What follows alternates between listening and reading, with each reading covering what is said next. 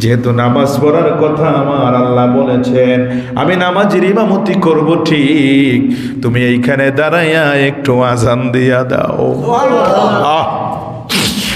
আরে ওই নামাজ প্রতিষ্ঠিত করতে যাইয়া একজন ব্যক্তি কত আল্লাহর উঁচু মাকাম পেয়ে গেছে। আমি এই আলোচনার শেষে আপনাদেরকে বলবো, সময় পাইলে আমার আব্বারা, আল্লাহর হাবিব যখন ওখানে দাঁড়ায়া নামাজ যখন শুরু করলো, আব্বুরে 2টা রাকাত নামাজ পড়লো। আমার আল্লাহ ডাক দিয়া কয়, বন্ধু গো, এই 2টা রাকাত আপনি নামাজ আদায় করছেন, ও বন্ধু, আর একটা তাকবীর আপনি দেন, আপনার উম্মতের জন্য কিয়ামত পর্যন্ত এইটা ওয়াজিব হিসাবে আপনার উম্মতদেরকে আমি আল্লাহ বানায়া দিব। আর বন্ধুরি, আল্লাহর নবী আবার উঠে গেলেন।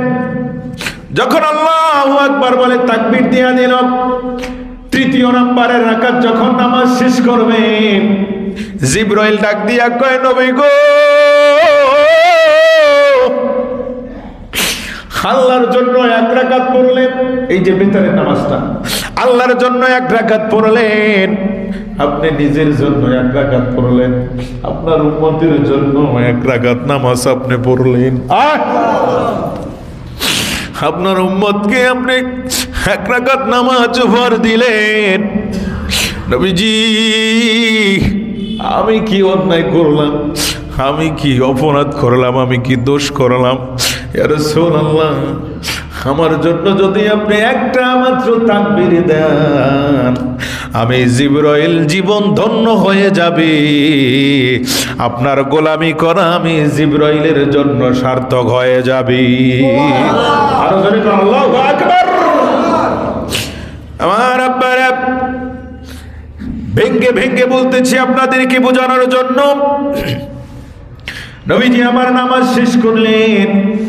নামাজ শেষ কইরা আমার যখন উর্দু জগতের দিকে যায়, আমার আল্লাহ ডাক দিয়া কই, আসমানের মালিক, ও জমিন রক্ষী ফেরেশতারা, তোমরা সবাই শোনো। তোমরা সবাই সেজে গুজে অপেক্ষা হয়ে আছো, সেজে গুজে সবাই দাঁড়িয়ে আছো। তোমাদের মনের মধ্যে কি চাই আর তোমরা কি দেখতে চাও? এত সুন্দর পরিধান অবস্থায় পোশাক রয়েছে। আরে ফেরেশতারা বলো, এত সুন্দর সাজে তোমরা সুসজ্জিত হইলাম, তোমাদের মনের মধ্যে কি সাক্ষী দেয়? তামাম ফেরেশতারা ডাক দিয়া কয়, মালিক,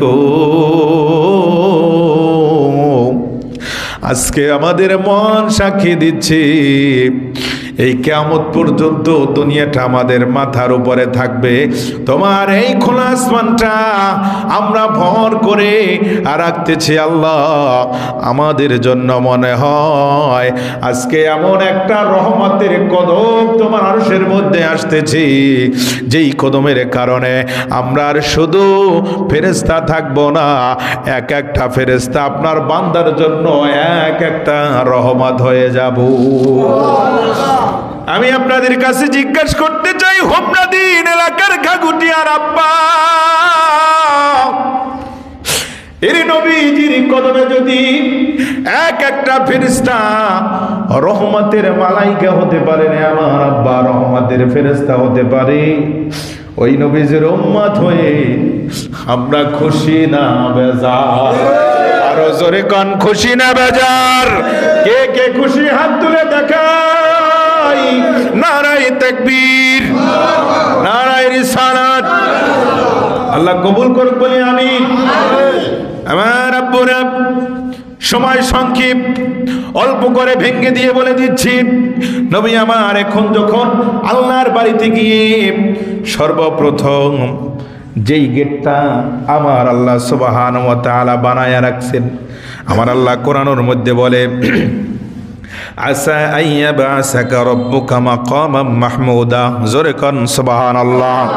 ও বন্ধু বন্ধু, আমি কোরআনের মধ্যে বলে দিলাম 30 পারা আজিমুশ শান কোরআনের মধ্যে আমি বললাম আসা আইয়াবাসাকা রাব্বুকা মাকামাম মাহমুদা।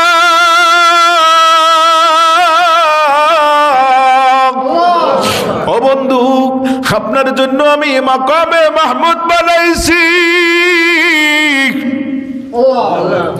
আপনার জন্য আমার পাশে মাকামে মাহমুদ বানায় রাখছি। দুনিয়ার মানুষ আপনাকে আর কি মহব্বত করবে, এই মাকাম মাহমুদ আপনার জন্য বানায় রাখছি। আব্বা আলোচনার সামনে আসতেছে, যখন আমার আল্লাহ সুবহানাহু ওয়া তাআলার বাড়ির গেটের সামনে দয়াল নবীজি যখন যাইয়া, ও আব্বুরে আমার নূর নবী, রহমতের নবী, বরকতের নবী, আল্লাহর আলিশান আজবাতের বাড়ির মধ্যে আল্লাহর নবী যখন কদম দিবে, জোরে কান, আল্লাহর বাড়ির মধ্যে যখন আরশে আজিমের মধ্যে কদম রাখবে, আল্লাহ ডাক দিয়া কয় বন্ধু আপনি সরাসরি চলে আসেন। নবী আমার ডাক দিয়া কয় আল্লাহ গো,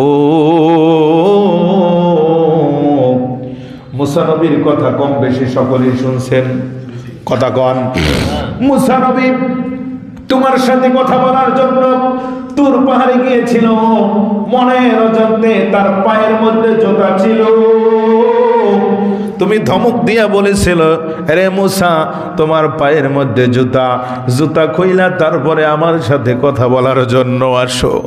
ও বন্ধু, এরে রুকুরচার এলাকার আমার আব্বা কোন নবীর উম্মত হইলাম, ওরে কোন নবীর উম্মত হইয়া মর্যাদাটা কত, সম্মানটা আমার আল্লাহ কত দিয়েছে। আব্বা আমার রহমাতুল লিল আলামিন নবীর ব্যাপারে আমার আল্লাহ কয়, বন্ধু মুসার কথা আপনি ভাবতেছেন, মুসা হইল এক